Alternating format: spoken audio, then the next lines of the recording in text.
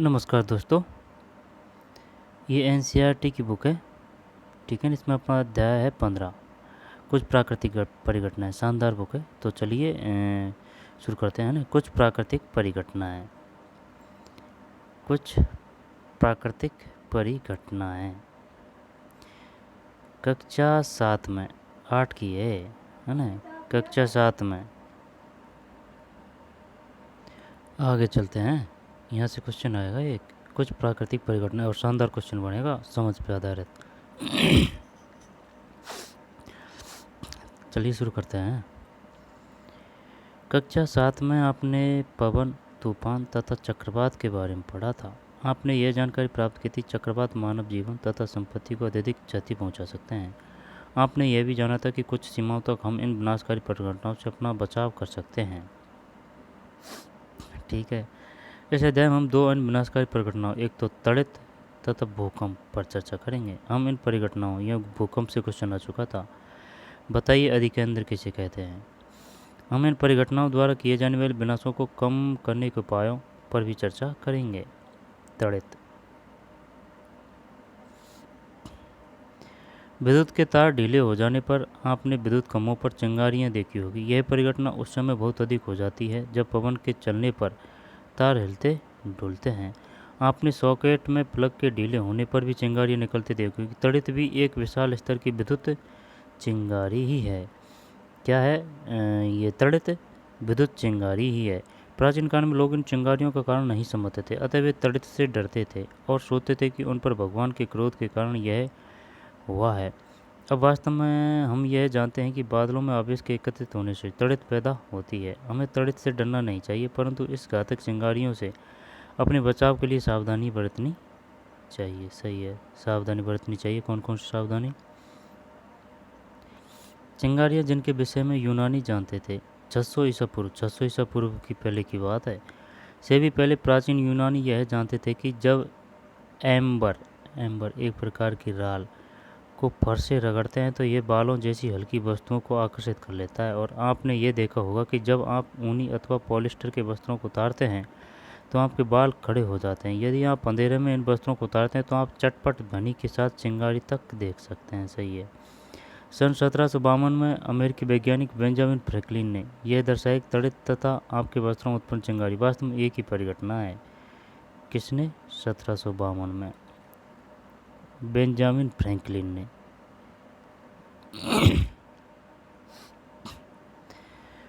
सन 1752 में अमेरिकी वैज्ञानिक बेंजामिन फ्रैंकलिन ने यह दर्शाया कि तड़ित तथा आपके वस्त्रों में उत्पन्न चिंगारी वास्तव में एक ही परिघटना है, परंतु इस तथ्य के साकार होने में 2000 वर्ष लगे।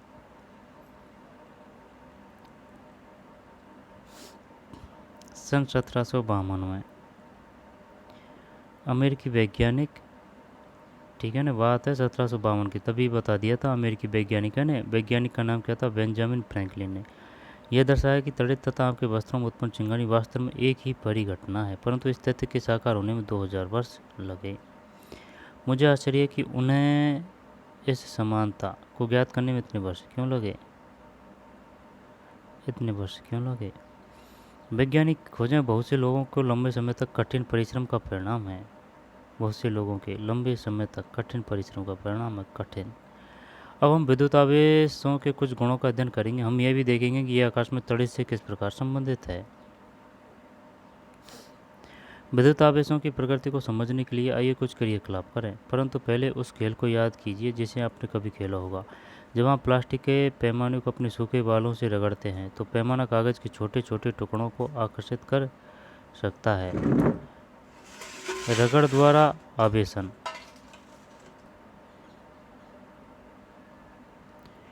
रगड़ द्वारा आवेशन क्रियाकलाप 15.1।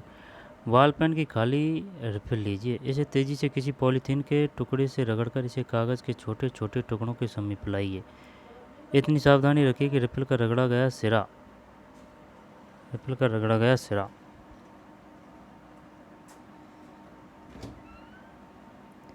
आपके हाथों तो किसी धातु की वस्तु से न छुएं। अपने क्रियाकलाप को छोटी छोटी सूखी पत्तियों, भूसे तथा सरसों के दानों के साथ दोहराइए। अपने प्रेक्षणों को नोट कीजिए।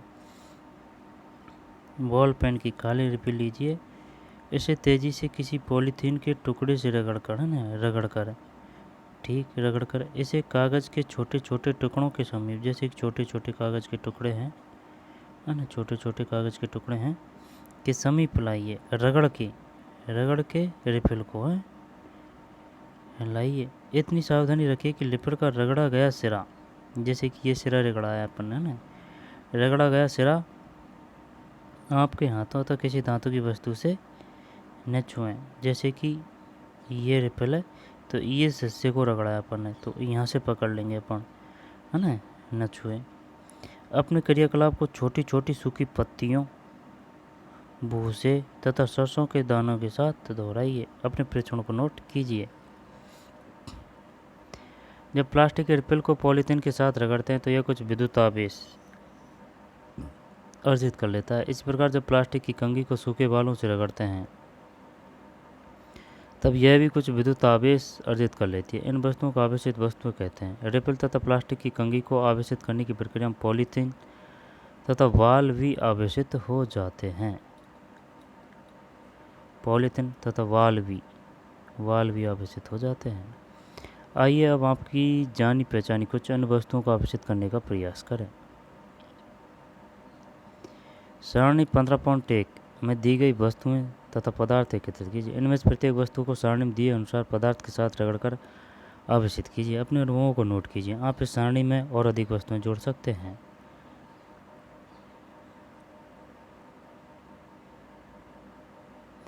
रगड़ी गई वस्तु, पदार्थ जिससे रगड़ा जाए, कागज़ के टुकड़ों को आकर्षित करती या नहीं करती। यानी एक तो है रगड़ी गई वस्तु, पदार्थ जिससे रगड़ा जाए, कागज़ के टुकड़ों को आकर्षित करती है यहाँ नहीं करती है, आवेशित या आवेशित नहीं।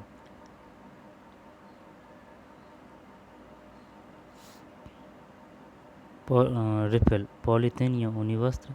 गुब्बारा, पॉलीथीन, ऊनी वस्त्र, शुष्क वाल। रबड़, ऊन। स्टील का चम्मच, पॉलीथीन, ऊनी वस्त्र, स्टील का चम्मच। पदार्थ जिससे रगड़ा जाए, स्टील का चम्मच, पॉलीथीन, ऊनी वस्त्र। आवेशों के प्रकार तथा उनकी अन्योन्य क्रिया। हम अगले क्रियाकलाप के लिए कुछ वस्तुएं सारणी 15.1 में से चुनते हैं। 2 गुब्बारे फुलाइए, उन्हें इस प्रकार लटकाइए कि ये दूसरे को स्पर्श न करें। चित्र 15.1 दोनों गुब्बारों को किसी ऊनी कपड़े से रगड़िए और छोड़ दीजिए। आप क्या देखते हैं? समान आवेश पर एक दूसरे को प्रतिकर्षित यानी कि दूर भेजते हैं, यानी कि चिपकते नहीं हैं, दूर भेजते हैं। आइए अब हम इस क्रिया को पेन के बेकार रिफिलों के साथ दोहराएं। एक रिफिल को पॉलीथीन से रगड़े, कांच के गिलास को स्टैंड की भांति उपयोग करते हुए इसे गिलास में रखिए। दूसरी रिफिल को पॉलीथीन से। समान आवेशों के बीच अन्योन्य क्रिया।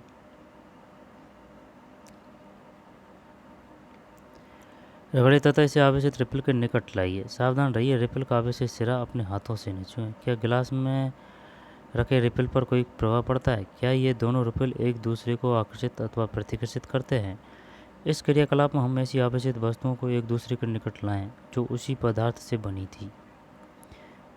यदि भिन्न पदार्थों से बनी 2 आवेशित वस्तुओं को एक दूसरे के निकट लाएं तो क्या होगा? आइए पता लगाएं। एक रिफिल को पहले की भांति रगड़कर धीरे से गिलास में रखिए। ठीक है। 15.3 इससे रिफिल के निकट एक फुला हुआ आवेशित गुब्बारा लाए और प्रेक्षण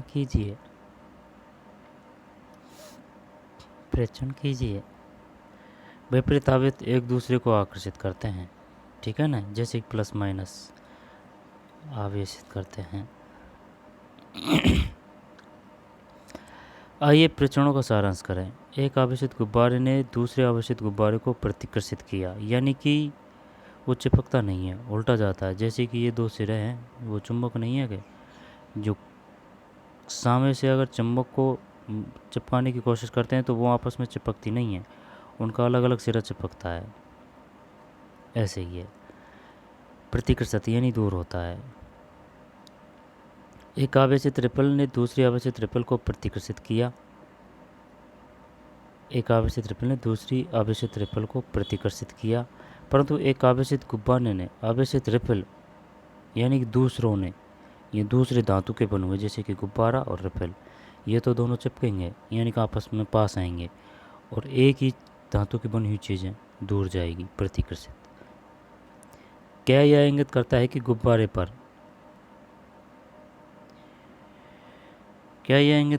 गुब्बारे पर आवेश रिपल के आवेश से भिन्न प्रकार का है?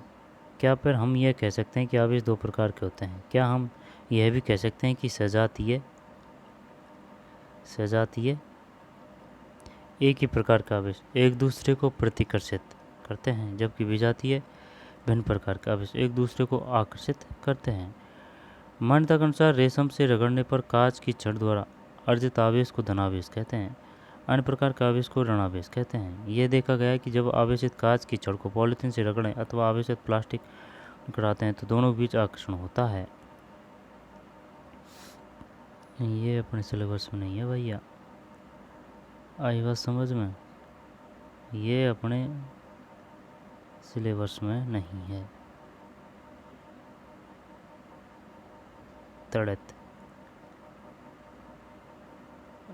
तड़ित की कहानी।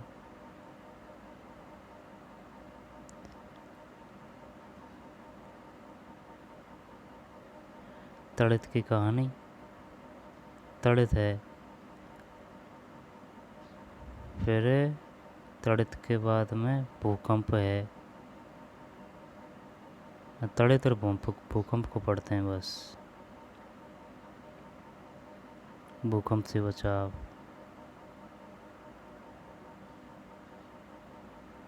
हाँ सही है, तड़ित और भूकंप पढ़ लेते हैं ना।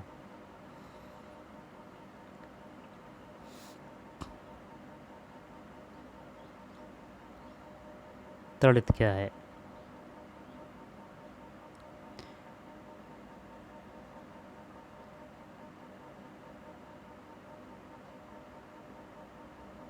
इसको पूरे को ही पढ़ लेते हैं, क्या हो रहा है उसमें।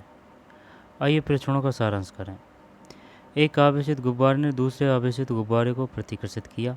एक आवेशित रिपल ने दूसरे आवेशित रिपल को प्रतिकर्षित किया, परंतु एक आवेशित गुब्बारे ने आवेशित रिपल को आकर्षित किया। क्या यह इंगित करता है कि गुब्बारे पर आवेश रिपल के आवेश से भिन्न प्रकार का है? क्या फिर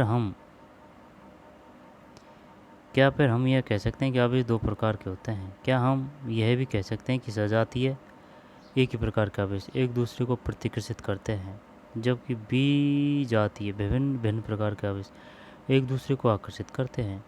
मान्यता अनुसार रेशम से रगड़ने पर कांच की छड़ द्वारा अर्जित आवेश को धनावेश कहते हैं, अन्य प्रकार के आवेश को ऋणावेश कहते हैं। मान्यता के अनुसार रेशम से रगड़ने पर कांच की छड़ द्वारा अर्जित आवेश को, रेशम है ना, रेशम और कांच, तो अर्जित आवेश को धनावेश कहते हैं। इस प्रकार आवेश को ऋणावेश कहते हैं। अन्य प्रकार के ये देखा गया है कि जब आवेशित कांच की छड़ की पॉलीथीन से रगड़े हुए आवेशित प्लास्टिक स्ट्रा के निकट लाते हैं तो दोनों के बीच आकर्षण होता है।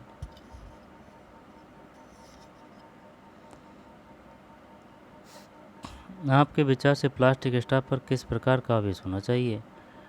आपका यह अनुमान प्लास्टिक स्ट्रा पर ऋणावेश होना चाहिए। आपके विचार से प्लास्टिक स्ट्रा पर किस प्रकार का आवेश होना चाहिए? आपका यह अनुमान कि प्लास्टिक स्ट्रा पर ऋणावेश होना चाहिए सही है। होना चाहिए सही है। आपके विचार से प्लास्टिक स्ट्रा पर किस प्रकार का आवेश होना चाहिए? आपका यह अनुमान कि प्लास्टिक स्ट्रा पर ऋणावेश होना चाहिए सही है। रगड़ने पर उत्पन्न विद्युत आवेशिक स्थितिक होते हैं, विश्व में गति नहीं करते। जब आवेश गति करते हैं तो विद्युत धारा बनती है। आप कक्षा जैसे ही विद्युत धारा के विषय में अध्ययन कर रहे हैं। परिपथ में प्रभावित होने वाली यह विद्युत धारा जिससे बल्ब चमकता है अथवा तार गर्म हो जाता है और कुछ नहीं वरन आवेशों का प्रवाह ही है।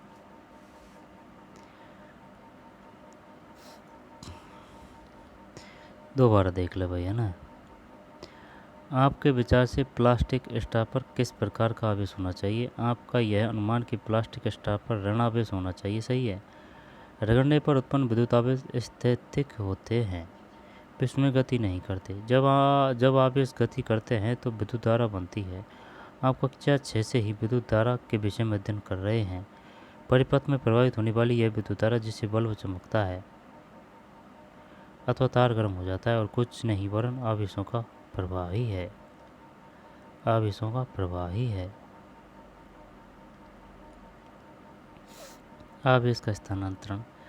मुरब्बे की एक खाली बोतल लीजिए। बोतल के मुंह के साइज से कुछ बड़ा गत्ते का टुकड़ा लीजिए। इसमें एक छिद्र बनाइए जिसमें धातु की पेपर क्लिप घुसाई जा सके। चित्र 15.4 में दर्शाए अनुसार पेपर क्लिप को खोलिए और एल्यूमिनियम की पन्नी की लगभग 4 से 4 cm इंटू 1 cm साइज की 2 पट्टी काटिए। चित्र में दर्शाए अनुसार इनमें पेपर क्लिप पर लटकाइए। गत्ते के ढक्कन से पेपर क्लिप को इस प्रकार घुसाइए कि यह गत्ते के लंबवत रहे। चित्र 15.4 रिपल को आवेशित कीजिए तथा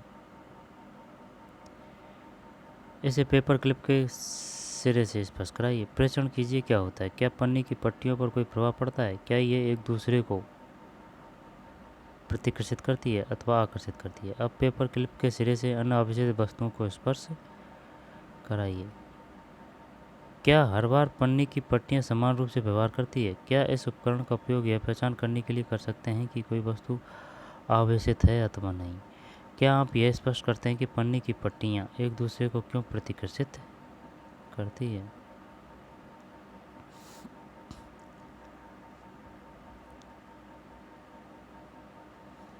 सरल विद्युतदर्शी।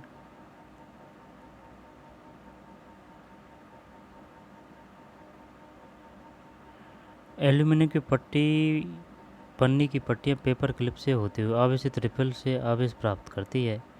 याद रखें कि धातुएं विद्युत की अच्छी चालक होती है। धातुएं समान आवेश वाली पट्टियां एक दूसरे को प्रतिकृत करती है और वे फैल जाती है। इस प्रकार की युक्ति का उपयोग यह परीक्षण करने के लिए किया जा सकता है कि कोई वस्तु आवेशित है अथवा नहीं। इस युक्ति को विद्युतदर्शी कहते हैं। इस प्रकार हमें यह ज्ञात हुआ कि विद्युत आवेश को किसी आवेशित वस्तु से अन्य वस्तु में धात्विक चालक द्वारा भेजा जा सकता है। पेपर क्लिप के सिरे को धीरे से हाथ से स्पर्श कीजिए। ऐसा करते ही आप पन्नी की पट्टियों में एक परिवर्तन देखेंगे। वे अपनी मूल स्थिति में वापस आ जाती है। पन्नी की पट्टियों को आवेशित करने तथा पेपर क्लिप को स्पर्श करने की क्रिया को दोहराइए। हर बार आप यह देखेंगे जैसे ही आप हाथ से पेपर क्लिप को स्पर्श करते हैं पन्नी की पट्टियाँ सिमट जाती है। इसका कारण यह कि स्पर्श करने पर पन्नी की पट्टियों का आवेश हमारे शरीर से होकर पृथ्वी में चला जाता है। तब हम कहते हैं कि पन्नी की पट्टियाँ अनावेशित है। पन्नी की पट्टियों का आवेश हमारे शरीर से होकर पृथ्वी में चला जाता है। तब हम कहते हैं कि पन्नी की पट्टियाँ अनावेशित है। किसी आवेशित वस्तु से आवेश को पृथ्वी से भेजने की प्रक्रिया को भूसंपर्करण कहते हैं। भूसंपर्करण कहते हैं। विद्युत धारा के किसी भी कारण से लीक होने से उत्पन्न विद्युत आघात से हमें बचाने के लिए भवनों भूसंपर्करण की व्यवस्था की जाती है। विद्युत धारा के किसी भी कारण से लीक होने से उत्पन्न विद्युत आघात से हमें बचाने के लिए भवनों में भूसंपर्करण की व्यवस्था की जाती है।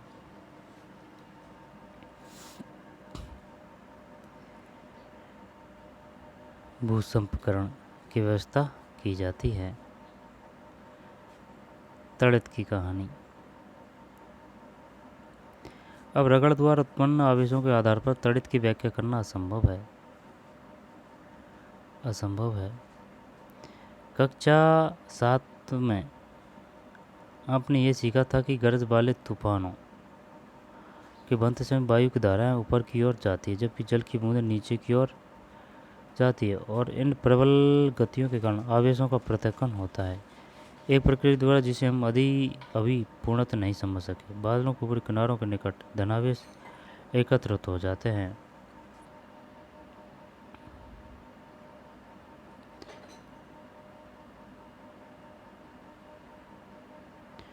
कक्षा 7 में आपने ये सीखा था कि गरज वाले तूफानों के बनते समय वायु की धाराएं ऊपर की ओर जाती है जबकि जल की बूंदें नीचे की ओर जाती है। इन प्रबल गतियों के कारण आवेशों का पृथक्करण होता है एक प्रक्रिया द्वारा जिसे हम अभी पूर्णतः नहीं समझा सके। बादलों के ऊपरी किनारों के निकट धनावेश एकत्र हो जाते हैं तथा ऋणावेश बादलों के निचले किनारे पर संचित हो जाते हैं। धरती के निकट भी धनावेश का संचयन होता है। जब संचित आवेशों का परिमाण अत्यधिक हो जाता है तो वायु जो विद्युत की हीन चालक है आवेशों के प्रवाह को नहीं रोक पाती। ऋणात्मक तथा धनात्मक आवेश मिलते हैं और प्रकार की चमकीली धारियाँ तथा ध्वनि उत्पन्न होती है। इसे हम तड़ित के रूप में देखते हैं। इस प्रक्रिया को विद्युत विसर्जन कहते हैं। 15.5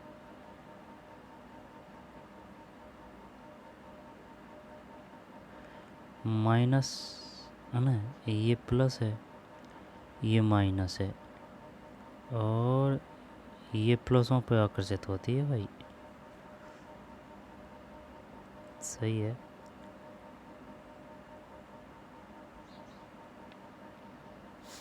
आवेश के संचयन से तड़ित का होना।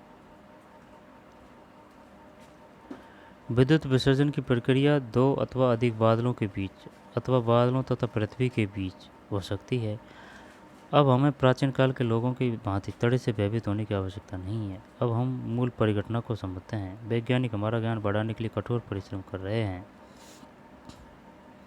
तथापि तड़ित के गिरने पर जीवन तथा संपत्ति की हानि होती है। अतः हमें अपने बचाव के लिए उपाय करने आवश्यक है। तड़ित से सुरक्षा।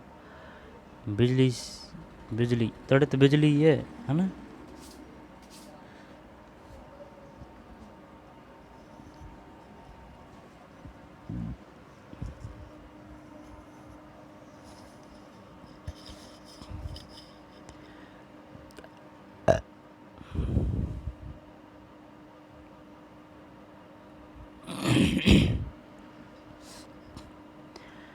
तड़ित से सुरक्षा। तड़ित एवं झंझा गरजने वाले तूफान के समय कोई भी खुला स्थान सुरक्षित नहीं होता।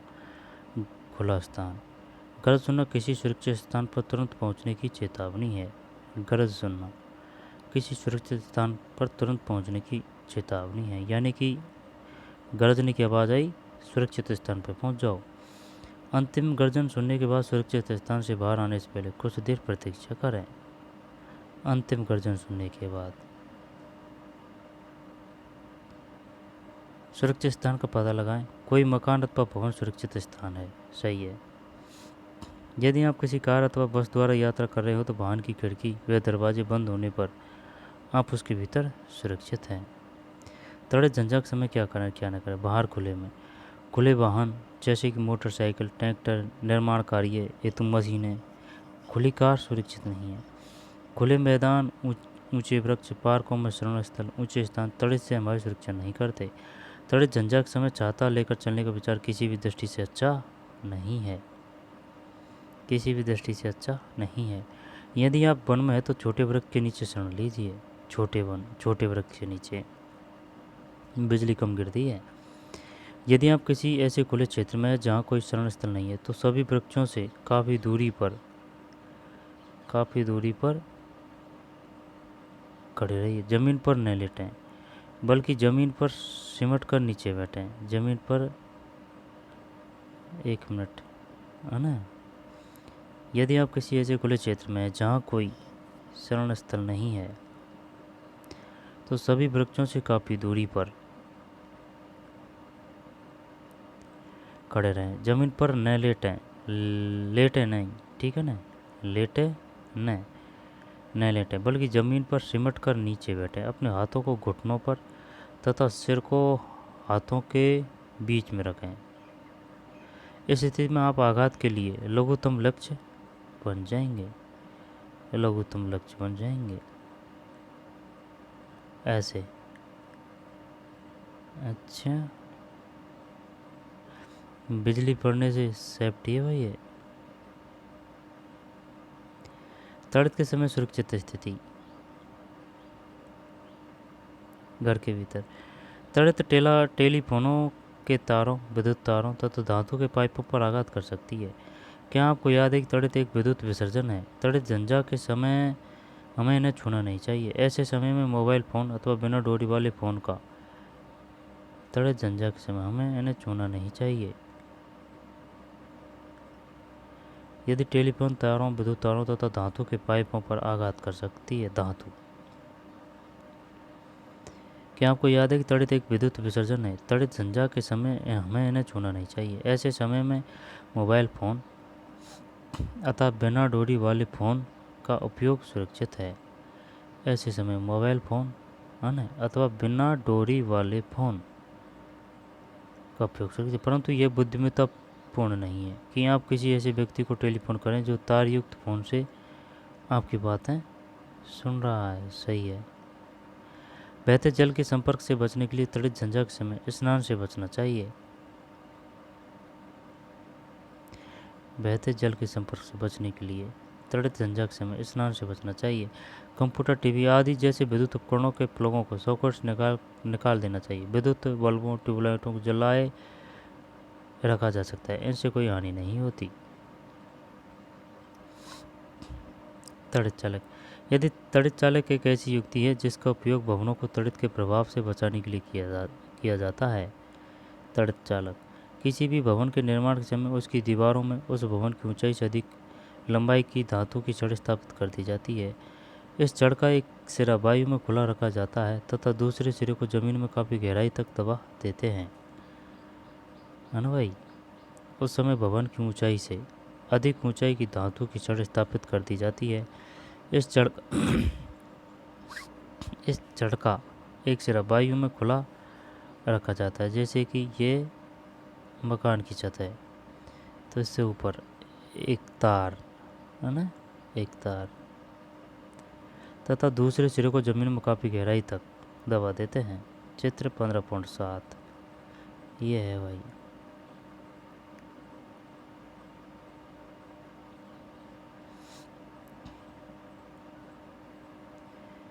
तांबे की प्लेट, अब जो बिजली गिरेगी ना वो सीधी इस पे होके डायरेक्ट अंदर चल जाएगी तार के माध्यम से। ये बुर्ज खलीफा और जो ऊंची ऊंची टावर है या ऊंची ऊंची बिल्डिंग होती है वो ऐसे रखती है जिससे कि जो बिजली गिरती है तो ये मकान या फिर जन धन की हानि न हो। ठीक, वरना बिजली तो क्या छोड़ती है, कुछ नहीं छोड़ती है, आग भी लगा देती है। कभी कभी मौत क्या काफ़ी मौत हो जाती है। अब इससे सेफ्टी रहती है, ये यहाँ से होके डायरेक्ट ऊपर से नीचे निकल जाती है और मकान को और आदमियों या फिर जन उसमें रहने वाली संपत्ति को कुछ क्षति नहीं होती है। इस छड़ का एक सिरा वायु में खुला रखा जाता है तथा दूसरे सिरे को जमीन में काफ़ी गहराई तक दबा देते हैं। धातु की छड़ विद्युत आवेश के जमीन तक पहुंचने के लिए एक सरल पथ प्रदान करती है। भवन निर्माण में उपयोग होने वाले धातु के स्तंभ, विद्युत तार तथा जल पाइप भी कुछ सीमा तक हमारा बचाव करते हैं, परंतु तड़ित झंझा के समय इन्हें स्पर्श न करें।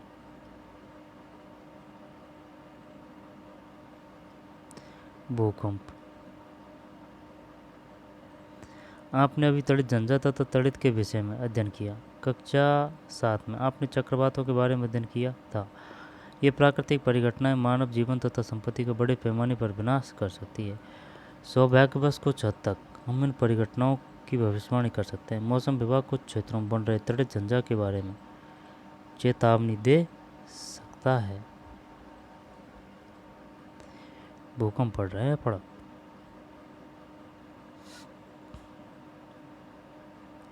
कक्षा 7 में आपने चक्रवातों के बारे में अध्ययन किया। ये प्राकृतिक परिघटनाएं मानव जीवन तथा संपत्ति का बड़े पैमाने पर विनाश कर सकती है। सौभाग्यवश कुछ हद तक हम इन परिघटनाओं की भविष्यवाणी कर सकते हैं। मौसम विभाग कुछ क्षेत्रों में बन रहे तड़ित झंझा के बारे में चेतावनी दे सकता है। यदि तड़ित झंझा होती है तो इसके साथ सदैव तड़ित तथा चक्रवात की संभावना रहती है।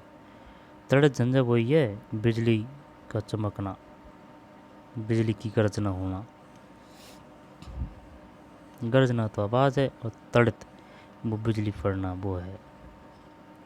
पहले आवाज़ आएगी इसके बाद बिजली पड़ेगी। नहीं, हाँ, पहले आवाज़ आती है और आवाज़ के बाद में जैसे कि कहीं बिजली गिरी, ठीक कहीं बिजली गिरी, अब बिजली गिरी न तो पहले प्रकाश आएगा। आई बात समझ में? पहले बिजली गिरेगी, पहले बिजली गिरेगी यानी कि उजाड़ा होगा, और उजाड़े के बाद में फिर आवाज़ आएगी। अब जैसे कि अपन एक सूतड़ी बम का पटाखा चलाते हैं, ठीक, तो पहले प्रकाश होता है और फिर आवाज़ आती है, वही बड़ा सिस्टम है। तो उजाला होने पर ही दूर चल जाओ, क्योंकि फिर बहुत तेज़ आवाज़ आती है। यदि तड़ित झंझा होती है तो इसके साथ सदैव तड़ित तथा चक्रवात की संभावना रहती है। अतः इन परिघटनाओं से होने वाली क्षति से बचाव के उपायों के लिए हमारे आसपास समय होता है। बचाव के उपायों के लिए हमारे पास समय होता है। तड़ित चालक और ये तांबे की प्लेट तड़ित चालक, ठीक है, हमारे पास समय होता है। तथापि एक ऐसी परिघटना भी है जिसके बारे में भविष्यवाणी करने की क्षमता अब हम अभी तक भी विकसित नहीं कर पाए हैं। यह है भूकंप।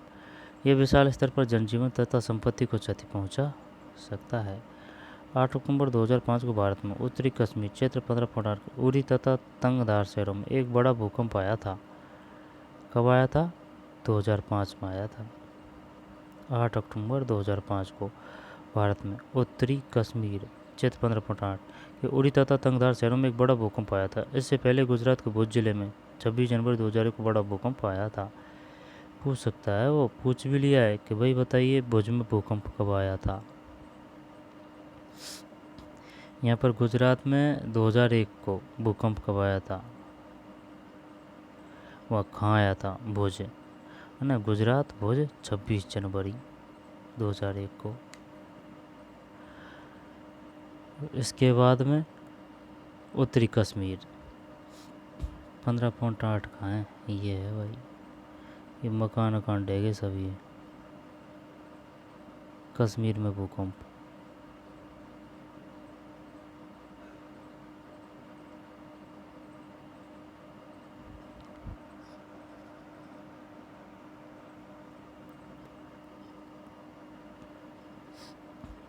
भूकंप वाले एरिया में है ना, लकड़ी के मकान वगैरह ये बनाने चाहिए, ज़्यादा भारी भरकम मकान नहीं बनाना चाहिए, लकड़ी के, फाइबर के, ऐसे। 8 अक्टूबर 2005 को भारत में उत्तरी कश्मीर के उरी तथा तंगधार शहरों में एक बड़ा भूकंप आया था। इससे पहले गुजरात के भुज जिले में 26 जनवरी 2001 को बड़ा भूकंप आया था। 15.5 अपने माता पिता से इन भूकंपों द्वारा हुई जनजीवन तथा संपत्ति की अपार क्षति के बारे में पूछिए। उस समय के समाचार पत्रों तथा पत्रिकाओं से इन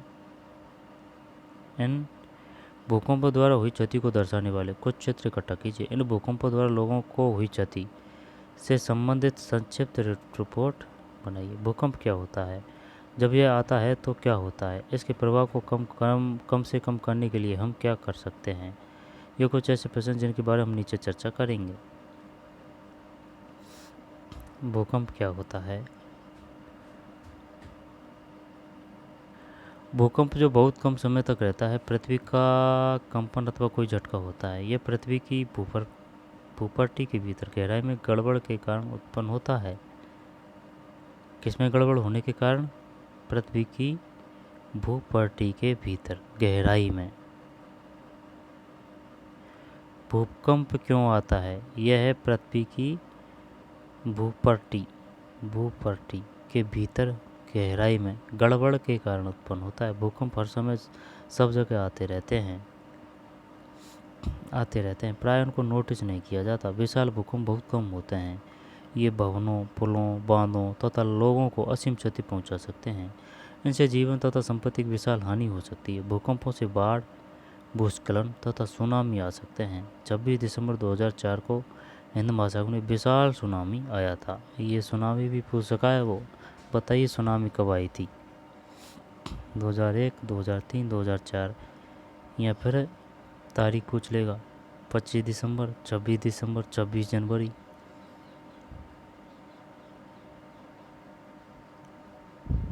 छब्बीस दिसंबर 2004 को हिंद महासागर में एक विशाल सुनामी आया था।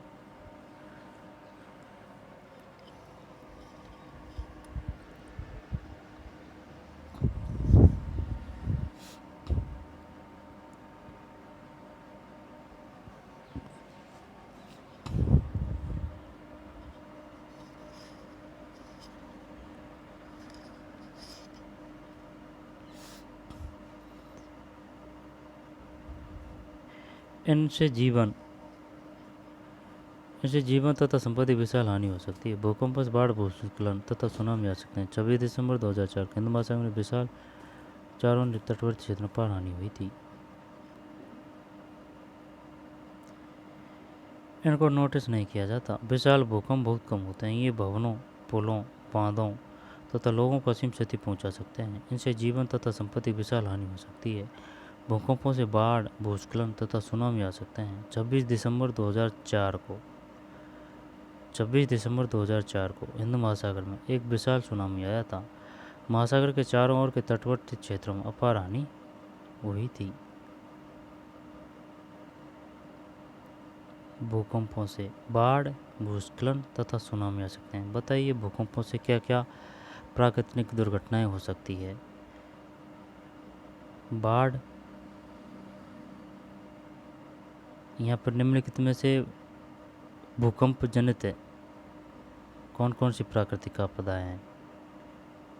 बाढ़ है, भूस्खलन है और सुनामी है। 26 दिसंबर 2004 को हिंद महासागर में, कौन से महासागर में? हिंद महासागर, एक विशाल सुनामी आया था। महासागर के चारों ओर तटवर्ती क्षेत्रों में अपार हानि हुई थी। जब देखें सुनामी कब आई थी? 26 दिसंबर 2004। और 26 जनवरी को कहाँ आया था? भुज में, 2001 में, गुजरात में। और उत्तरी कश्मीर में 8 अक्टूबर 2005 को उड़ी तथा तंगधार शहरों में एक बड़ा भूकंप आया था। पहले 2001 में, है ना, 26 जनवरी को भुज गुजरात में, फिर 8 अक्टूबर 2005 को उड़ी तथा तंगधार शहरों में। ये उस समय की फ़ोटो है भाई।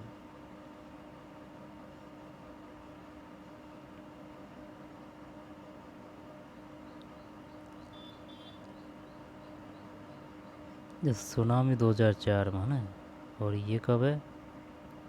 2004। ये 5 है कश्मीर में, और ये भुज का 1 है।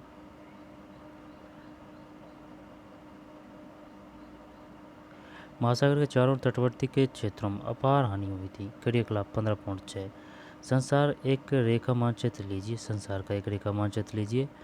भारत में पूर्वी तटीय तथा अंडमान और निकोबार महाद्वीपों की स्थिति ज्ञात कीजिए। हिंद महासागर के चारों ओर के उन अन्य देशों को मानचित्र में अंकित कीजिए जिन्हें सुनामी से क्षति पहुंची थी। अपने माता पिता तथा परिवार के अन्य बड़े बूढ़ों अथवा पास पड़ोस से भारत में सुनामी के कारण हुए नुकसान की जानकारी एकत्रित कीजिए।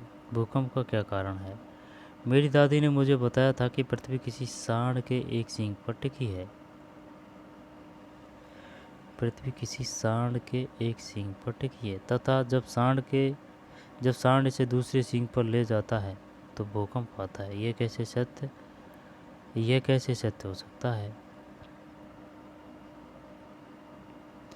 प्राचीन काल में लोग भूकंप आने का सही कारण नहीं जानते थे, अतः उनकी धारणा मनगढ़ंत कथाओं जैसी बूझो की दादी ने सुनाई थी द्वारा व्यक्त की जाती। संसार के अन्य भागों में भी इसी प्रकार की कथाएं प्रचलित थी।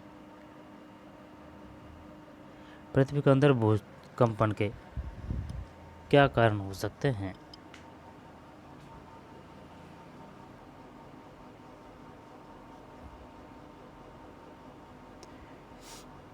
पृथ्वी के अंदर भूकंपन के क्या कारण हो सकते हैं? अब हम यह जानते हैं कि पृथ्वी के भीतर की सबसे ऊपरी सतह में गहराई की गड़बड़ के कारण भूस्पंदन आते हैं। भूस्पंदन, ठीक। अब हम जानते हैं कि पृथ्वी के भीतर की, है ना, ये पृथ्वी है अपनी, पृथ्वी के भीतर की सबसे ऊपरी सतह में गहराई की गड़बड़ के कारण भूस्पंदन आते हैं। जैसे कि ये पृथ्वी है तो इसकी ये ऊपरी परत हो गई, है ना, जब इसमें परिवर्तन आएगा, जब अंदर मिस्टेक होगी, तब गहराई की गड़बड़ के कारण भूस्पंदन आते हैं। पृथ्वी की इस परत को भूपट्टी कहते हैं। ये है भाई भूपट्टी। ये छिलका से बताई है, जैसे कि कोई केला का सेब की परत है ना, उस हिसाब से। जैसे कि ये चारों ओर परत है, तो ये जो ऊपरी पतली पतली सी है ना, ये है ना, ये पतली पतली सी है, ये काट के बताइए। ये भूपट्टी है। और प्रवाह प्रवार प्रवार ये है प्रवार। फिर बाह्य क्रोड फिर आंतरिक क्रोड।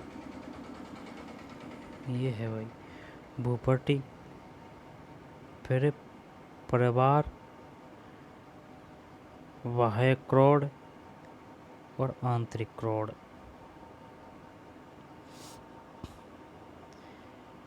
भूपट्टी किसे कहते हैं, प्रवार किसे कहते हैं, बाह्य क्रोड किसे कहते हैं, आंतरिक क्रोड किसे कहते हैं। पृथ्वी की यह परत एक खंड में नहीं है, यह टुकड़ों में विभाजित। प्रत्येक के टुकड़े को प्लेट कहते हैं। 15.10 प्लेट है भाई, ये पृथ्वी की प्लेट है। पहले तो इसको देख ले, है ना, ये प्लेट है। इसकी डिटेल है ये नीचे वाले में।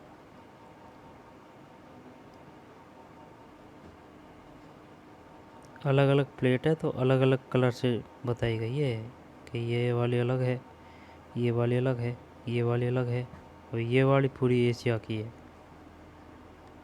यूरेशियन प्लेट है ना, Eurasian plate, Arabian plate, Indian plate. Eurasian plate, Arabian plate, Indian plate. Eurasian plate है ना, फिर अरेबियन प्लेट,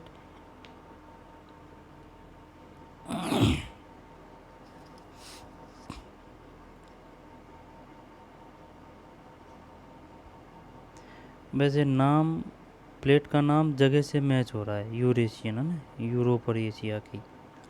ये अर्बन की होगी, अर्बन प्लेट। और ये इंडियन प्लेट है। जब इंडियन प्लेट अपनी भाई काफ़ी नीचे से है, ये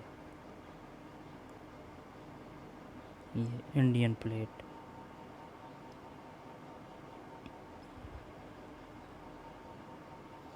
इंडियन प्लेट।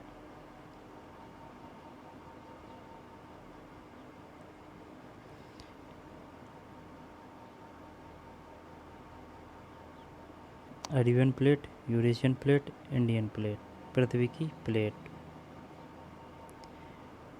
एक प्लेट दूसरी प्लेट के नीचे चली जाती है। चित्र 15.11।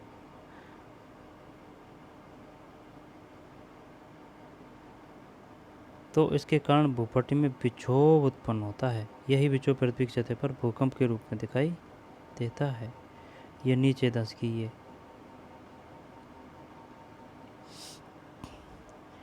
टकराती प्लेटें।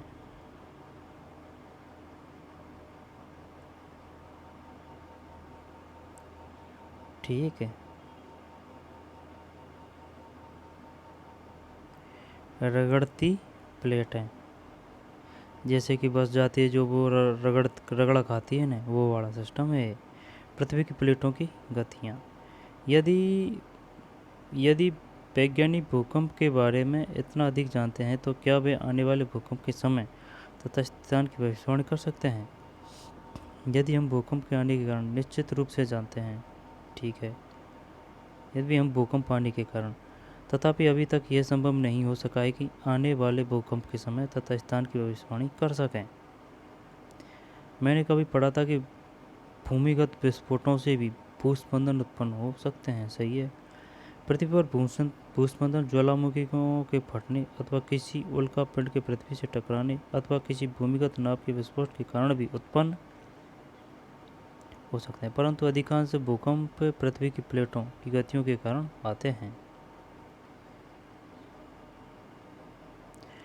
भूकंप प्लेटों की गतियों के कारण उत्पन्न होते हैं, अतः जहाँ प्लेटों की सीमाएं दुर्बल क्षेत्र होती है वहाँ भूकंप आने की संभावना अधिक होती है। इन दुर्बल क्षेत्रों की भूकंपी क्षेत्र अथवा भ्रंश क्षेत्र भी कहते हैं। भूकंपी क्षेत्र अथवा भ्रंश क्षेत्र भी कहते हैं। भारत के अति भूकंप आशंकित क्षेत्र कश्मीर, पश्चिम तथा केंद्रीय हिमालय, समस्त उत्तर पूर्व, कच्छ का रण, राजस्थान के सिंध गंगा के मैदान में, दक्षिण भारत के कुछ भाग भी खतरे के क्षेत्र में आते हैं।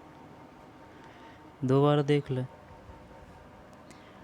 भूकंप प्लेटों की गतियों के कारण उत्पन्न होते हैं, अतः यहाँ प्लेटों की सीमा दुर्बल क्षेत्र होती है। वहाँ भूकंप आने की संभावना अधिक होती है। इन दुर्लभ क्षेत्रों को भूकंपीय क्षेत्र अथवा भ्रंश क्षेत्र भी कहते हैं।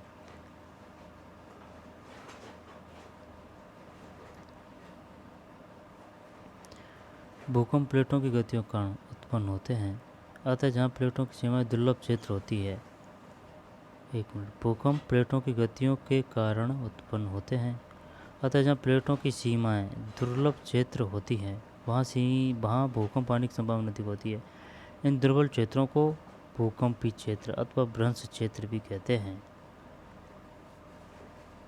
दोबारा देख ले। भूकंप प्लेटों की गतियों के कारण उत्पन्न होते हैं, अतः जहाँ प्लेटों की सीमाएं दुर्लभ क्षेत्र होती है वहाँ भूकंप आने की संभावना अधिक होती है। इन दुर्बल क्षेत्रों को भूकंपीय क्षेत्र अथवा भ्रंश क्षेत्र भी कहते हैं। बताइए भ्रंश क्षेत्र किसे कहते हैं? भूकंपीय क्षेत्र तो नहीं पूछेगा, वो भ्रंश क्षेत्र पूछेगा। इन दुर्लभ क्षेत्रों को भारत के अति भूकंप आशंकित क्षेत्र कश्मीर, पश्चिमी तथा केंद्रीय हिमालय, समस्त उत्तर पूर्व, कच्छ का रण, राजस्थान तथा सिंध गंगा के मैदान हैं। दक्षिण भारत के कुछ भाग भी खतरे के क्षेत्र में आते हैं। 15.12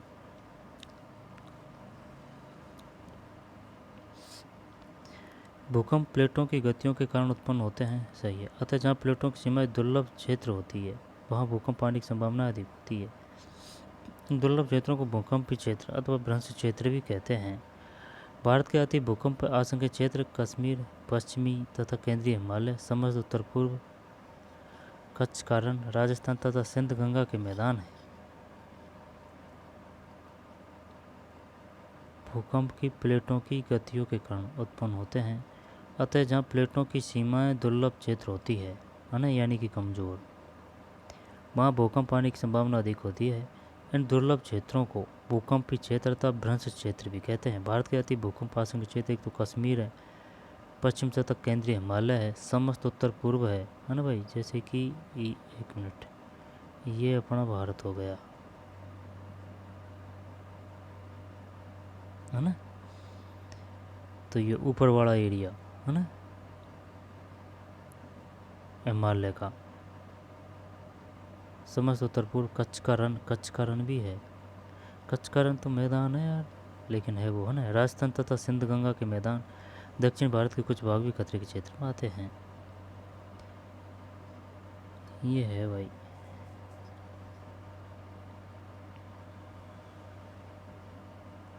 यूरेशियन प्लेट, तिब्बत का पठार, ये हिमालय है।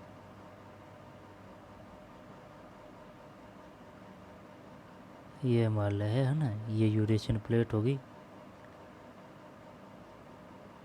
यूरेशियन प्लेट, तिब्बत का पठार, हिमालय और गंगा का मैदान, माउंट एवरेस्ट, इंडियन प्लेट। भारतीय उपमहाद्वीप में पृथ्वी की प्लेटों की गतियाँ हैं। जब इंडियन प्लेट, गंगा का मैदान,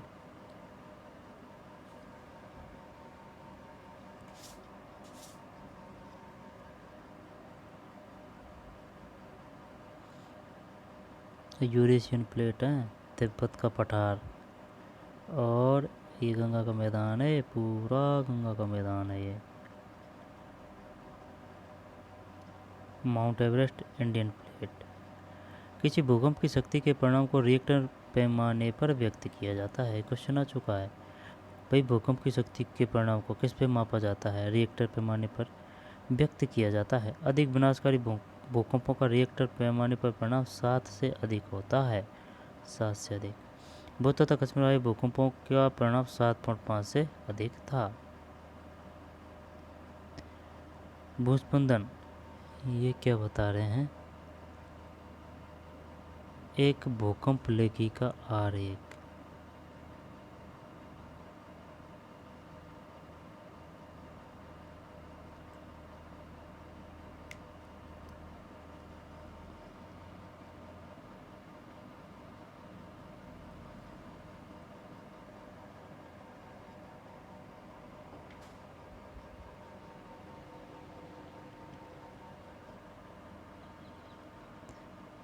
भूकंपीय तरंगें, तरंगे हैं, तरंग ये है ना, ये ऐसे ये जा रही है, कंपन सा हो रहा है ना, ये तरंग है भाई। अधिकेंद्र एकदम मैन में। ये क्वेश्चन आया था, बताइए भूकंप के केंद्र को क्या कहते हैं। ऑप्शन में फोकस भी था, अधिकेंद्री था, अधिकेंद्र था, घुमा के दिया था वो। जैसे कि किसी जगह भूकंप आया है तो उस जगह, यानी कि जो कोई जैसे कि दिल्ली है, दिल्ली से दूर 200 किलोमीटर के स्थान पर भूकंप आया है, तो उसका अधिकेंद्र कहाँ होगा, वहाँ ज़्यादा जनधन की हानि या क्षति हुई है, तो उसको क्या कहा जाएगा, ऐसे कुछ आया था। अधिकेंद्र माने भूकंपी तरंगें हो गई, पृथ्वी का पृष्ठ हो गया, और फोकस हो गया। फोकस पृथ्वी का पृष्ठ, अधिकेंद्र भूकंपी तरंगें। भूकंप लेखी का उपकरण, एक भूकंप लेखी का आरेख। भूस्पंदन पृथ्वी की सतह पर तरंगें उत्पन्न करते हैं, इन तरंगों को भूकंपी तरंगें कहते हैं। इन तरंगों को भूकंप लेखी नामक उपकरण द्वारा रिकॉर्ड किया जाता है। चित्र 15.13, यह उपकरण मात्र एक कंपायमान छड़ अथवा लोलक होता है। कंपायमान छड़ अथवा लोलक, लोलक किसे कहते हैं, जो कि भूस्पंदन आने पर दोलन यानी कि कंपन करने लगता है। इसके कंपायमान तंत्र के साथ एक पेन जुड़ा रहता है। यह पेन इसके नीचे गति करने वाले कागज की पट्टी पर भूकंपी तरंगों को रिकॉर्ड करता रहता है। इन तरंगों का अध्ययन करके वैज्ञानिक भूकंप का संपूर्ण मानचित्र बना सकते हैं, जैसा कि चित्र 15.14।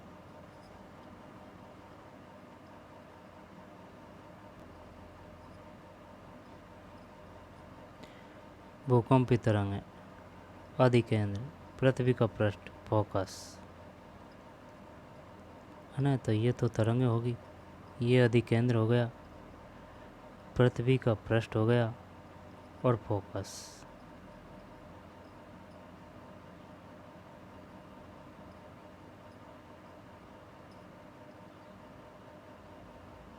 भाई वो बात तो तेरी सही है, लेकिन ये रेड वाला क्या है, ये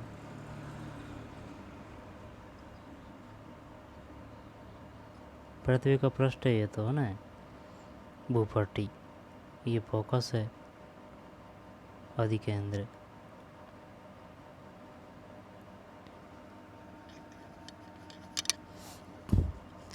जो सुन मेरी बात,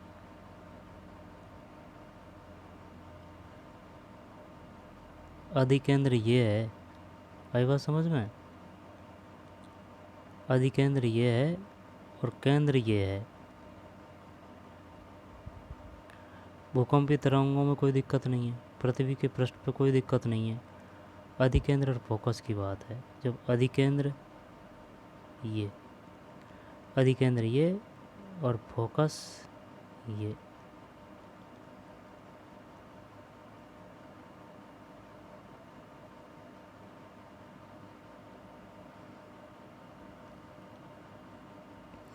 भूस्पंदन पृथ्वी की सतह पर तरंग उत्पन्न करते हैं, इन तरंगों को भूकंपी तरंगें कहते हैं। इन तरंगों की भूकंप लेखी नामक उपकरण द्वारा रिकॉर्ड किया जाता है। यह उपकरण मात्र एक कंपायमान छड़ अथवा लोलक होता है, जो भूस्पंदन आने पर दोलन यानी कंपन करने लगता है। इसके कंपायमान तंत्र के साथ एक पेन जुड़ा रहता है। सही है, ये बड़ा पेन शायद ये है। यह पेन इसके नीचे गति करने वाली कागज की पट्टी पर भूकंपी तरंगों को रिकॉर्ड करता रहता है। इन तरंगों का अध्ययन करके वैज्ञानिक भूकंप का संपूर्ण मानचित्र बना रहे हैं, जैसे कि 15.14 में देखा गया। वे भूकंप की क्षति पहुंचा सकने की क्षमता का अनुमान भी लगा सकते हैं। चार्ट पेपर, टेक, पेन, डोरी, लोलक का गोलक, घूर्णी ड्रम।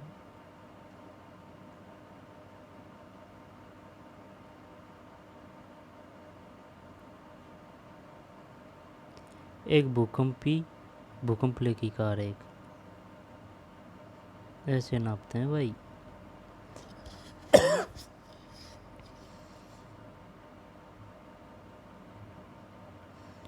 भूस्मंदन पृथ्वी की सतह पर तरंग उत्पन्न करते हैं। इन तरंगों को भूकंपी तरंगे कहते हैं। इन तरंगों को भूकंप लेखी नामक उपकरण द्वारा रिकॉर्ड किया जाता है। यह उपकरण मात्र एक कंपायमान चढ़त व लोलक होता है जो भूस्पंदन आने पर दोलन कंपन करने लगता है। इसके कंपायमान तंत्र के साथ एक पैन जुड़ा रहता है। यह पैन इसके नीचे गति करने वाले कागज की पट्टी पर भूकंपी तरंगों को रिकॉर्ड करता रहता है। इन तरंगों का अध्ययन करके वैज्ञानिक भूकंप का संपूर्ण मानचित्र बना सकते हैं। जैसा कि चित्र 15.14 में दिखाया गया, ये भूकंप की क्षति पहुंचा सकने की क्षमता का अनुमान लगा सकते हैं। विज्ञान में अन्य बहुत से पैमानों की भांति डेसिबल एक अन्य उदाहरण है। रिएक्टर पैमाना रैखिक नहीं है। विज्ञान में अन्य बहुत से पैमानों की भांति डेसिबल एक अन्य उदाहरण है।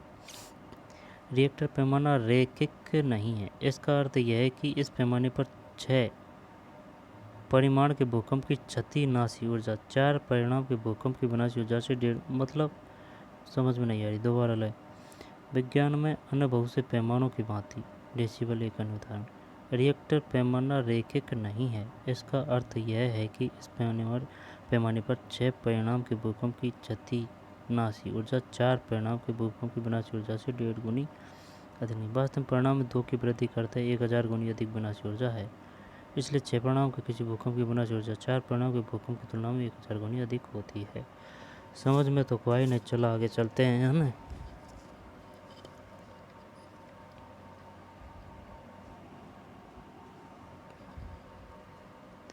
भूकंप से बचाव। उपरोक्त चर्चा से हमने यह सीखा कि भूकंप की भविष्यवाणी नहीं की जा सकती। हमने यह भी देखा कि भूकंप अत्यधिक विनाशकारी हो सकते हैं। अतः यह आवश्यक है कि हम हर समय अपने बचाव के लिए आवश्यक सावधानी बरतें। भूकंपित क्षेत्रों जहां पर भूकंप आने की अधिक आशंका होती है में रहने वाले लोगों को इनका सामना करने के लिए विशेष रूप से तैयार रहना होता है। सर्वप्रथम इन क्षेत्रों के भवनों का डिजाइन ऐसा हो कि वे बड़े भूकंपों के झटकों को सह सके। आधुनिक भवन प्रौद्योगिकी इसे संभव बना सकती है। उचित यह है कि भवनों के ढांचे सरल हो ताकि वे भूकंप निरापद हो। किसी योग्य आर्किटेक्ट एवं संरचना इंजीनियर से परामर्श कीजिए।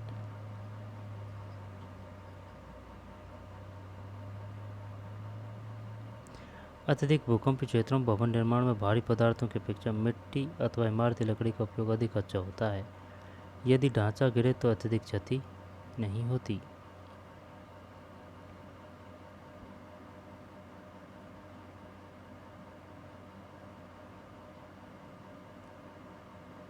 अत्यधिक भूकंपीय क्षेत्रों में भवन निर्माण में भारी पदार्थों की अपेक्षा मिट्टी अथवा इमारती लकड़ी का उपयोग अधिक अच्छा होता है। यदि ढांचा गिरे तो अत्यधिक क्षति नहीं होती। सही बात है।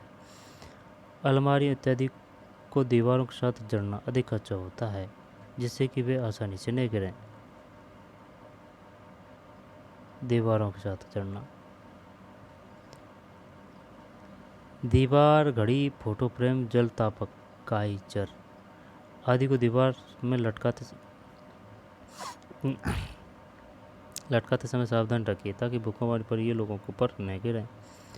चूँकि कुछ भवनों में भूकंप के कारण आग लग सकती है, अतः यह आवश्यक है कि सभी भवनों विशेषकर ऊंची इमारतों में अग्निशमन के सभी उपकरण कार्यकारी स्थिति में होने चाहिए। केंद्रीय भवन अनुसंधान संस्थान रुड़की ने भूकंप प्रतिरोधी मकान बनाने की कुछ जानकारी विकसित की है। बताइए, ये क्वेश्चन आ चुका है। केंद्रीय भवन अनुसंधान संस्थान कहाँ है? रुड़की में। केंद्रीय भवन अनुसंधान संस्थान रुड़की।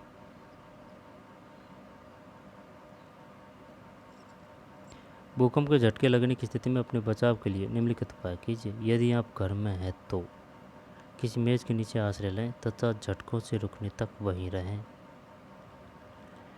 ऐसी ऊंची तथा भारी वस्तुओं से दूर रहें जो आप पर गिर सकती है। यदि आप बिस्तर पर हैं तो उठे नहीं, अपने सिर का तकिए से बचाव करें। उठे नहीं। यदि आप घर से बाहर हैं तो भवनों, वृक्षों तथा ऊपर वाली विद्युत लाइनों से दूर किसी खुले स्थान को खोजें एवं धरती पर लेट जाएं। सही है। यदि आप किसी कार अथवा बस में हैं तो बाहर न निकलें। ड्राइवर से कहें कि वे धीरे धीरे किसी खुले स्थान पर पहुंचें। भूस्पंदन के समाप्त होने से पहले बाहर न निकलें।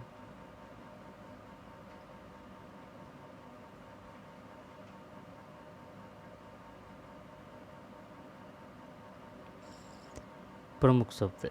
भूपट्टी क्या है? भूपट्टी विसर्जन, पृथ्वी की प्लेट, भूकंप, विद्युतदर्शी, तड़ित, तड़ित चालक, ऋणावेश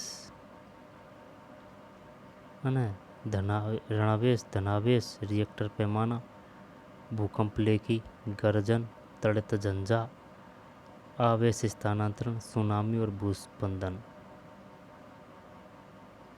यह आ सकता है भूस्पंदन अर्थ के तार को बोलते हैं।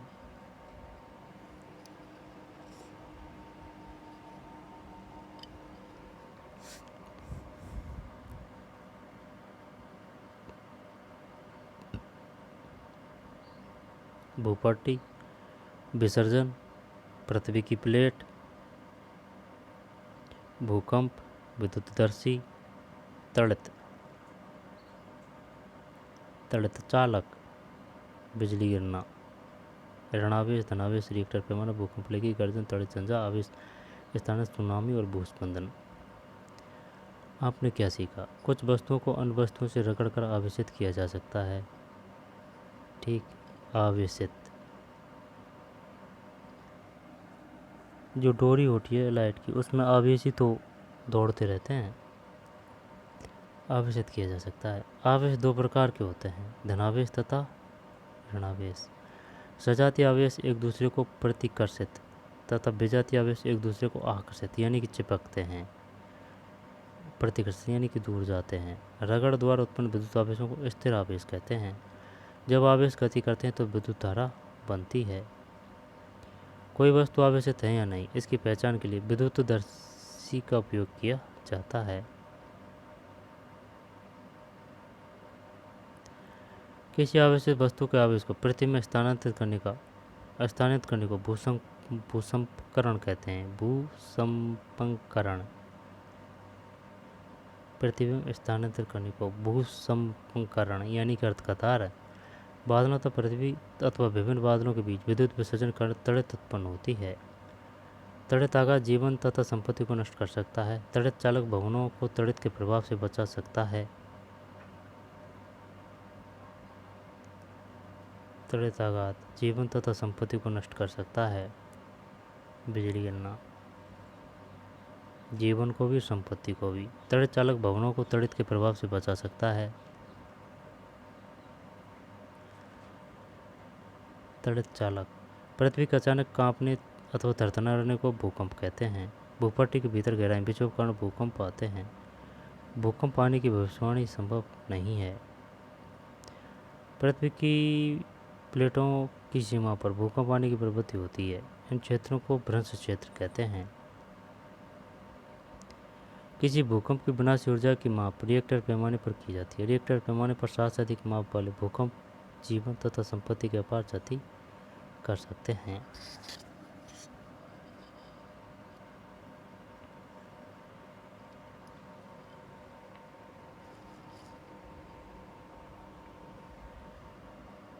रिएक्टर पैमाने पर 7 से अधिक माप वाले भूकंप जीवन तथा संपत्ति की अपार क्षति कर सकते हैं। 7 से अधिक माप वाले भूकंप कितने? 7 से अधिक वाले। हमें भूकंपों से बचाव के लिए आवश्यक सावधानी बरतनी चाहिए।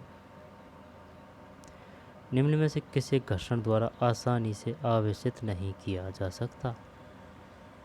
जब भाई तांबे की छड़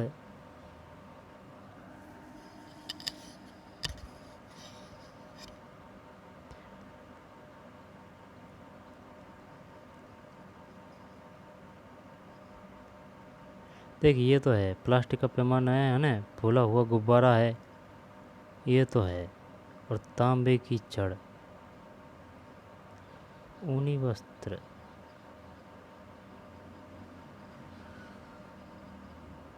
ऊनी वस्त्र, ऊनी वस्त्र तो है यार। हाँ, ऊनी वस्त्र तो है।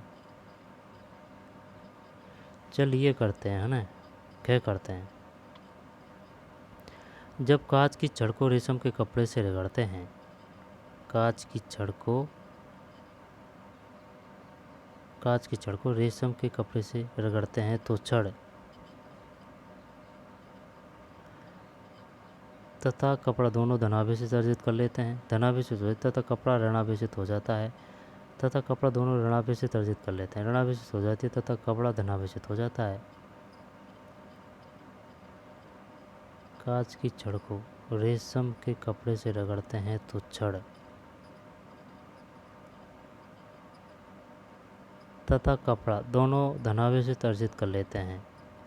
क्या करें क्या इसमें? अब यार ये पता नहीं है कि भाई कौन सा धनावेशित होगा कौन सा ऋणावेशित होगा। ये तो पता है आवेशित हो जाता है वो। बात आ रही है कांच की छड़ की रेशम की। अगर अलग अलग धातु है ना तो वो आकर्षित होंगे तो यानी कि आकर्षित तभी होते हैं जब प्लस माइनस हो। भाई माइनस माइनस है तो दूर जाएगा, प्लस प्लस है तो दूर जाएगा, प्लस माइनस है तभी तो। हाँ, जब इसमें क्या करें ऋणावेशित हो जाए तब तक कपड़ा धनावेशित हो जाता है।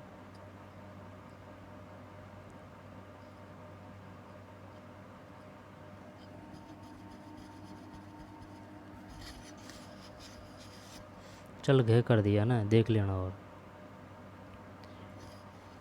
निम्नलिखित कथनों के सामने सही के सामने टी तथा गलत के सामने एफ लिखी है। True fault. सजातीय आवेश एक दूसरे को आकर्षित करते हैं। सजातीय आवेश आकर्षित नहीं करते, विकर्षित करते हैं। फॉल्ट है। आवेशित कांच की छड़ आवेशित प्लास्टिक को आकर्षित करती है। आवेशित कांच की छड़,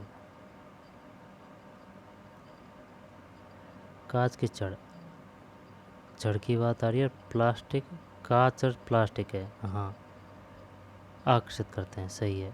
तड़ चालक किसी भवन की तड़ से सुरक्षा नहीं कर सकता। तड़ चालक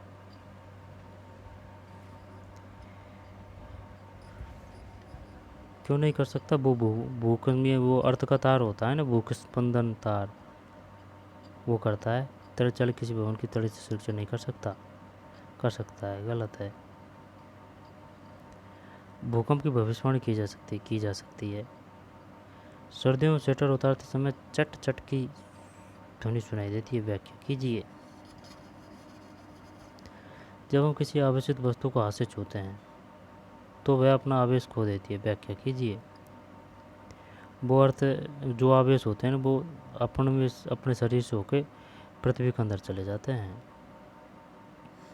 उस पैमाने का नाम लिखिए जिस पर भूकंपों की विनाशी ऊर्जा मापी जाती है ना, रिएक्टर पैमाना। इस पैमाने पर किसी भूकंप की माप 3 है। क्या इसे भूकंप सिस्मोग्राफ से रिकॉर्ड किया जा सकेगा? क्या इससे अधिक हानि होगी? नहीं, हानि ज़्यादा नहीं होगी। 7 से अधिक होते हैं उनसे ज़्यादा हानि होती है। तड़ से अपनी सुरक्षा के 3 उपाय सुझाइए। आवेशित गुब्बारा दूसरे आवेशित गुब्बारे को प्रतिकर्षित करता है, सही है। जबकि अनावेशित गुब्बारा आवेशित गुब्बारे को आकर्षित किया जाता है, सही। व्याख्या कीजिए। चित्र की सहायता से किसी ऐसे उपकरण का वर्णन कीजिए जिसका उपयोग किसी आवेशित वस्तु की पहचान में होता है। भारत के उन 3 राज्यों प्रदेशों की सूची बनाई जहाँ भूकंपों के झटके अधिक संभावित है। मान लीजिए आप घर से बाहर हैं तथा भूकंप के झटके लगते हैं। अपने बचाव के लिए क्या सावधानियां बरतेंगे? मौसम विभाग यह भविष्यवाणी करता है कि किसी निश्चित दिन तड़ झंझट की संभावना है और मान लीजिए उस दिन आपको बाहर जाना है। आप क्या छतरी लेकर जाएंगे? नहीं, छतरी लेकर नहीं जाएंगे। व्याख्या कीजिए। जल टोटी खोलिए, इसे पतली धारा के लिए समायोजित कीजिए। किसी रिफिल को आवेशित कीजिए, इसे जल की धारा के निकट लाइए। प्रक्षेपण कीजिए कि क्या होता है। इस क्रियाकलाप की संक्षिप्त रिपोर्ट लिखिए। जल की टोटी खोलिए, इसे पतली धार के जरिए समायोजित कीजिए। किसी रिफिल को आवेशित कीजिए, इसे जल की धार लाइए। प्रक्षेपित कीजिए कि क्या होता है। इस क्रियाकलाप को संक्षिप्त रिपोर्ट लिखिए। अपना आवेश संसूचक बनाइए। लगभग 10 cm से 3 cm की कागज़ की पट्टी लीजिए। इसे 15.15 में दर्शाए अनुसार आकर्षित कीजिए। इसे किसी सुई की नोक पर संतुलित कीजिए।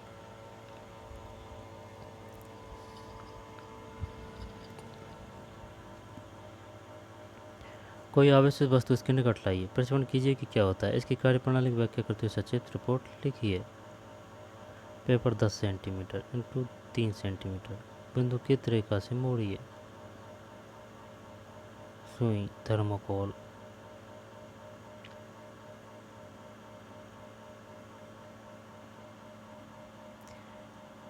इस क्रियाकलाप को रात्रि के समय किया जाना चाहिए। ऐसे कमरे में जाए जहाँ प्रतिदीप्ति नलिका का प्रकाश हो रहा हो। गुब्बारे को आवेशित कीजिए। प्रतिदीप्त नलिका को स्विच ऑफ कर दीजिए ताकि पूर्ण अंधेरा हो जाए। आवेशित गुब्बारे को प्रतिदीप्त नलिका के निकट लाइए। आपको धुंधली सी चमदीप्ति दिखाई देगी। गुब्बारे को नलिका की लंबाई के अनुदेश ले जाते हुए चमक में परिवर्तन परीक्षण कीजिए। सावधानी, मुख्य आपूर्ति से नलिका को संयोजित करने वाले तारों तथा नलिका के धातु भागों को स्पर्श न करें।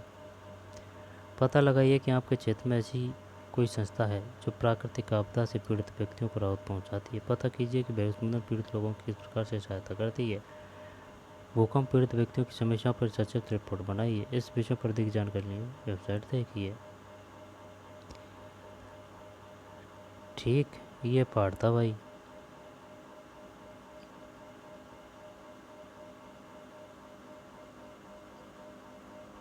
रिएक्टर पैमाना क्या है, विसर्जन क्या है,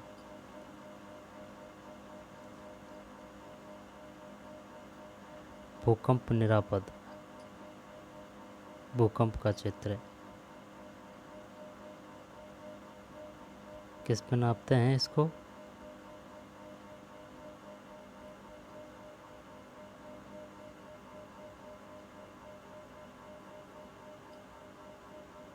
गंगा का मैदान, mount Everest, Indian plate, Tibet का पठार, हिमालय, यूरेशियन प्लेट।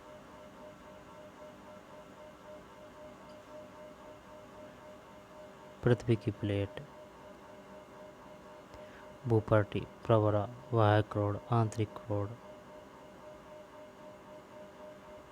कश्मीर में भूकंप गुजरात में आया था 26 जनवरी 2001 को, है भुज। कश्मीर में 8 अक्टूबर 2005 को।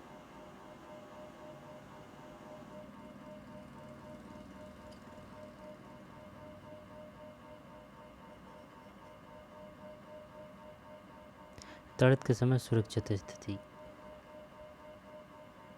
बिजली गिरने की बात है। इस प्रक्रिया को विद्युत विसर्जन कहते हैं।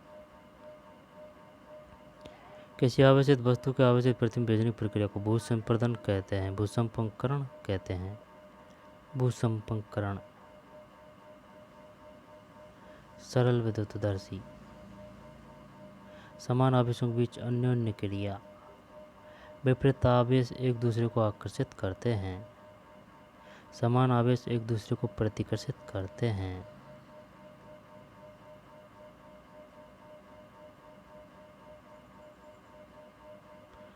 तो चलिए मिलते हैं नए वीडियो में। धन्यवाद।